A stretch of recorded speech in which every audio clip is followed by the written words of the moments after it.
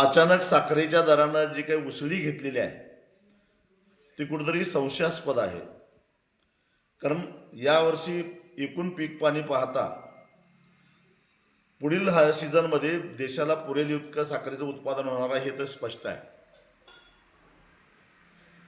सरकारनं कितीही प्रयत्न केला, आयात करण्याचा निर्णय घेतला तरी सुद्धा ऑक्टोबरच्या आत साखर काही बाहेरच्या देशातून येऊ शकत नाही. आणि जी शिल्लक साखर आहे, जे रेकॉर्ड आज सरकार दाखवतंय, साखर कारखाने दाखवतात, ते बघितलं तर अगदी दिवाळी होऊन सुद्धा आपल्याला पुरेशी साखर शिल्लक राहते. असं असताना साखरेच्या दरामध्ये संशयास्पदरित्या उसळी मारणं ही कुठेतरी पाणी मुरत असल्याचं दिसतं. मुळामध्ये मी एक शेतकरी नेता आहे. मला साखरेच्या दरामध्ये वाढ झाल्यानंतर आनंद व्हायला पाहिजे होता, झालेलाही आहे. परंतु लगेच साखर कारखानदारांनी आम्ही आधीच साखर विकून टाकलेली आहे आणि आमच्याकडं आता फारशी साखर शिल्लक राहिलेली नाही असा कांगावा करायला सुरुवात केली आहे.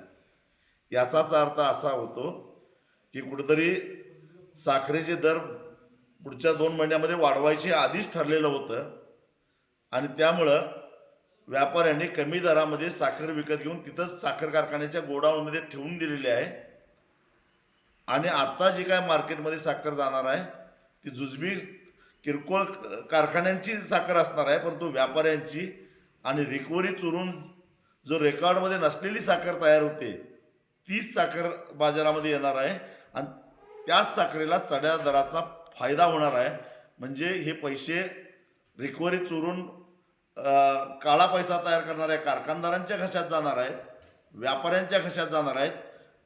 खरं तर हे साखरेचे दर बघितले तर आता प्रत्येक साखर कारखान्यानं टनाला 500 रुपये दुसरा हप्ता द्यायला पाहिजे असे हे दर आहेत. मला माहीत आहे की आधीची साखर कमी दरानं विकलेली असली तरीसुद्धा शिल्लक साखरेला मिळणारा दर जर संपूर्ण वर्षभराच्या गाळप झालेल्या ऊसावर विभागला तरीसुद्धा 400 ते 500 रुपये आरामात ऊस उत्पादक द्यायला काय अडचण नाही. परंतु लगेच आता कांगावा सुरू होणार आहे की आम्ही काही देऊ शकत नाही कारण आमची साखर आधीच विकून ठेवलेली आहे.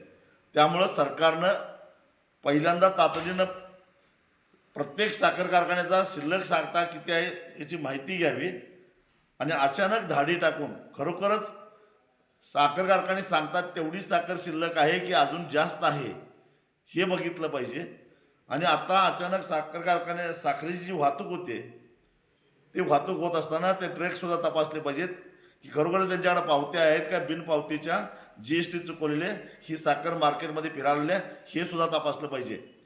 कुठंतरी 20-22 हजार कोटी रुपयाचा संपूर्ण देशामध्ये या साखरेच्या काळ्या बाजारामध्ये व्यवहार व्हायला लागला आहे असा संशय घ्यायला जागा आहे.